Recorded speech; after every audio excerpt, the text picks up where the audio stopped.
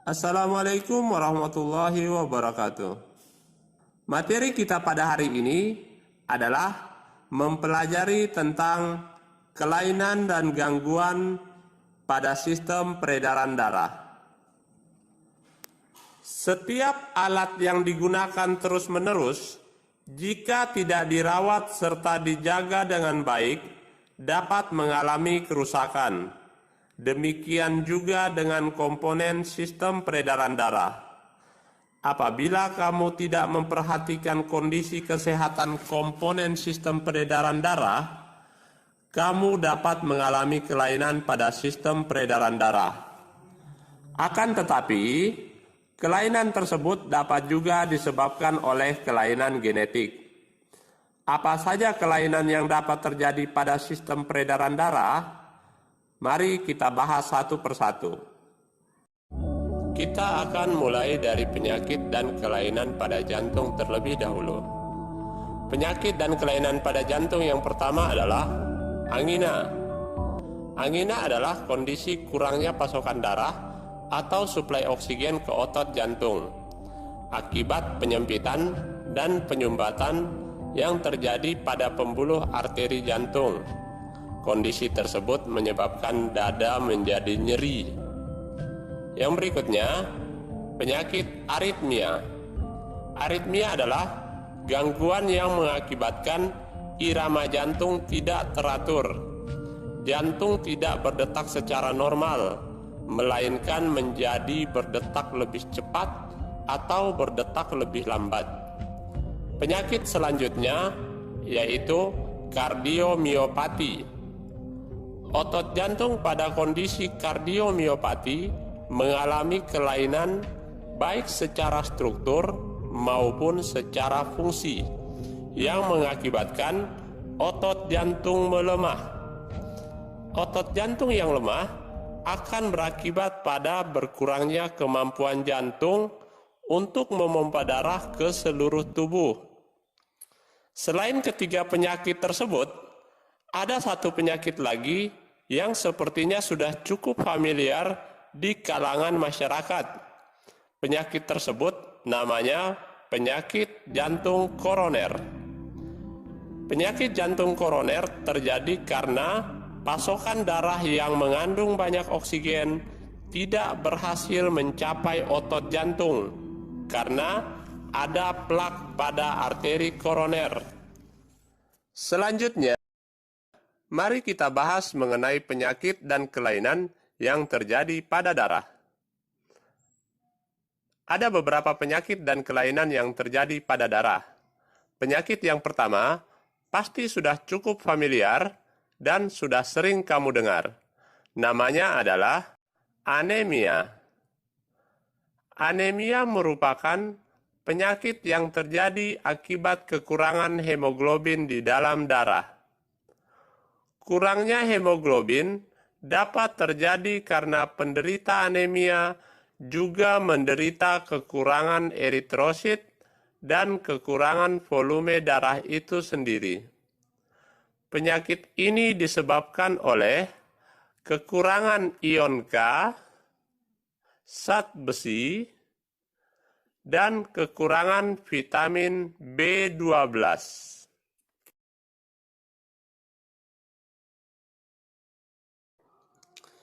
Penyakit berikutnya adalah leukemia.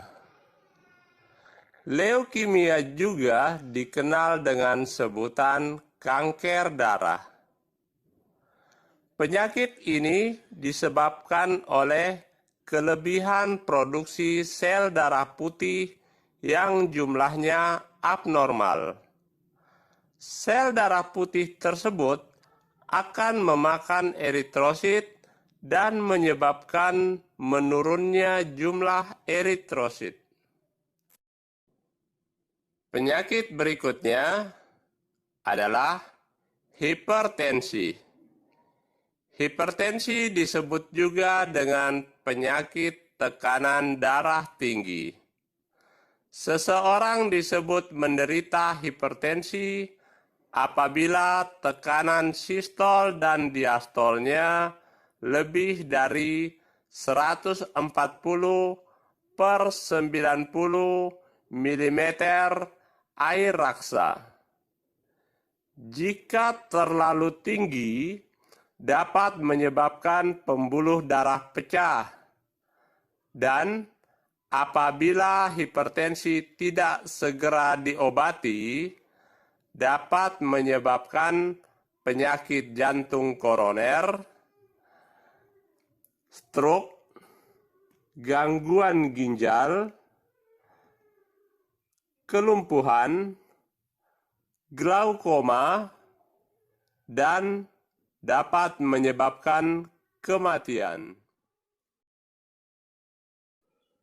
Selain hipertensi, ada juga penyakit yang bernama hipotensi atau biasa dikenal dengan tekanan darah rendah. Hipotensi adalah kondisi ketika tekanan darahmu kurang dari 90 per 60 mm air raksa. Gejala yang sering terjadi pada penderita hipotensi adalah sering pusing, kepala terasa berputar-putar, lemah, lesu, pusing sampai jatuh, dan bahkan karena terlalu pusing dapat menyebabkan pingsan. Penyakit berikutnya adalah hemofilia. Hemofilia adalah kelainan pada darah yang disebabkan karena faktor genetika. Hemofilia menyebabkan darah sulit membeku. Jadi, ketika penderita mengalami luka, maka darahnya akan terus mengucur. Gejala-gejala hemofilia diantaranya adalah mimisan tanpa sebab, pendarahan berlebihan, luka yang sudah kering kembali mengalami pendarahan, dan pendarahan pada bagian sendi-sendi tubuh. Penyakit terakhir yang menyerang darah adalah talasemia. Penyakit ini disebabkan oleh kelainan pada hemoglobin, sehingga menyebabkan bentuk sel darah merah tidak berbentuk cakram bikonkav, seperti sel darah merah normal. Akibatnya, kemampuan sel darah merah mengangkut oksigen akan berkurang. Selanjutnya, kamu akan belajar mengenai penyakit dan kelainan yang terjadi pada pembuluh darah. Penyakit yang pertama adalah varises. Varises merupakan pembesaran pembuluh darah vena yang disebabkan oleh adanya penumpukan darah di dalam pembuluh tersebut. Varises ditandai dengan pembuluh vena yang berwarna ungu atau biru gelap dan tampak bengkak atau menonjol. Varises dapat terjadi di seluruh pembuluh vena di dalam tubuh. Namun, kondisi ini paling sering terjadi di area tungkai, terutama bagian betis, karena tekanan besar saat kita berdiri atau berjalan. Penyakit berikutnya adalah trombus. Trombus merupakan kelainan pada peredaran darah yang disebabkan oleh darah yang membeku. Trombus disebabkan oleh adanya penumpukan keping darah yang membentuk penyumbat karena adanya faktor koagulasi. Faktor koagulasi adalah faktor yang menyebabkan penggumpalan darah karena zat yang dimiliki oleh darah itu sendiri. Contoh zat adalah fibrinogen. Selain trombus, ada juga yang namanya penyakit embolus. Embolus merupakan gumpalan bekuan darah yang bergerak di sistem sirkulasi dan kemudian terjebak di dalam pembuluh darah kecil. Kondisi ini bisa berbahaya dan harus segera diatasi, terutama bila terjadi di paru-paru atau otak. Pembuluh darah yang tersumbat bisa kehilangan elastisitasnya karena adanya sumbatan. Nah, sumbatan tersebut juga bisa menyebabkan dua penyakit lainnya, yaitu aterosklerosis dan arteriosklerosis. Aterosklerosis adalah penyumbatan yang disebabkan oleh lemak, sedangkan arteriosklerosis merupakan penyumbatan oleh zat kapur. Itulah beberapa penyakit yang menyerang sistem peredaran darah yang patut kita waspadai. Jika tidak ingin mengalami gangguan sistem peredaran darah, kalian harus menerapkan gaya hidup sehat. Di antaranya yaitu 1. Pola makan sehat. Hindari makanan yang banyak mengandung lemak atau yang mengandung kolesterol tinggi. Seafood memiliki kandungan kolesterol tinggi yang dapat membahayakan jantung. Kurangi menyantap makanan yang digoreng yang banyak mengandung lemak.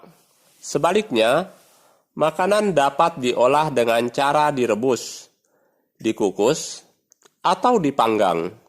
Sebisa mungkin, produk makanan yang kita makan rendah lemak atau tanpa lemak. Pilih susu, keju, mentega, atau makanan lain yang rendah lemak. Menggoreng dengan menggunakan minyak zaitun memiliki kandungan lemak yang sedikit, sehingga bisa menjadi pilihan bila harus mengolah makanan dengan cara digoreng. Kedua, konsumsi antioksidan. Polusi udara, asap kendaraan bermotor, atau asap rokok menciptakan timbulnya radikal bebas di dalam tubuh. Radikal bebas dapat menyebabkan bisul atau endapan pada pembuluh darah yang dapat menyebabkan penyumbatan. Untuk mengeluarkan kandungan radikal bebas dalam tubuh, perlu adanya antioksidan yang akan menangkap dan membuangnya. Antioksidan dapat diperoleh dari berbagai macam buah-buahan dan sayur. 3. Olahraga secara teratur. Anda dapat melakukan kegiatan olahraga seperti berjalan kaki, jalan cepat, atau jogging. Kegiatan olahraga yang bukan bersifat kompetisi dan tidak terlalu berlebihan dapat menguatkan kerja jantung dan melancarkan peredaran darah ke seluruh tubuh. 4. Berhenti merokok. Menghisap rokok sangat tidak baik untuk kesehatan jantung. Maka, segera hentikan kebiasaan ini agar jantung tetap sehat. Yang kelima, menghindari stres. Stres memang sangat sulit dihindari. Saat seseorang mengalami stres, tubuhnya akan mengeluarkan hormon kortisol yang menyebabkan pembuluh darah menjadi kaku. Hormon norepinefrin akan diproduksi tubuh saat menderita stres yang akan mengakibatkan naiknya tekanan darah.